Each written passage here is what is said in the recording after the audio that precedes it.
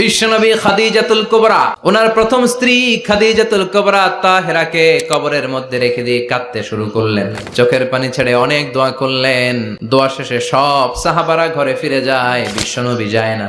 সাইয়েদনা আবু বকর বললেন, ও নবী চলেন ঘরে যাই। অনেক তো দোয়া করলেন, বিশ্বনবী বললেন, আবু বকর তুমি যাও, আমি যাব না। এইটা সাধারণ মহিলা না, এটা বিপদের দিনের সঙ্গিনী খাদিজা। মক্কায় যখন আমার কেউ ছিল না, খাদিজা আমারে ভুলে নাই। এই একটাই মহিলা, যেই মহিলাকে আল্লাহ আরশের উপর থেকে সালাম দিয়েছে, মহিলাটার নাম খাদিজা। আল্লাহু আকবার। আমার সব সন্তান আল্লাহ খাদিজার পেট থেকে দিয়েছে। ফাতেমাতুজ জোহরা খাদিজার মেয়ে, জাইনাব খাদিজার মেয়ে, উম্মে কুলসুম খাদিজার মেয়ে, রুকাইয়া খাদিজার মেয়ে, আবুল কাসেম বিশ্বনবীর ছেলে খাদিজার ছেলে, আব্দুল্লাহ যাকে তাইয়্যিব এবং তাহের নামে আমরা চিনি, সেও খাদিজার ছেলে। সুবহানাল্লাহ। ও আবু বকর, আমার এই কলিজার টুকরা প্রিয়তমা খাদিজারে রেখে দিয়ে কেমনে বাসায় যায়? তুমি যাও।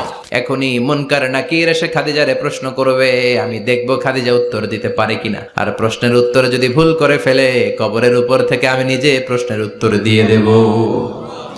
সাইয়েদনা জিবরাইল বললেন, নবী আপনার আর দাঁড়িয়ে থাকার দরকার নাই, আবু বকরের সাথে ঘরে চলে যান। আল্লাহ জানিয়ে দিয়েছে, খাদিজার কবরের প্রশ্নে যদি কোনো সমস্যা হয়, আরশের উপর থেকে খাদিজার প্রশ্নের জবাব আল্লাহ নিজে দিয়ে দিবে।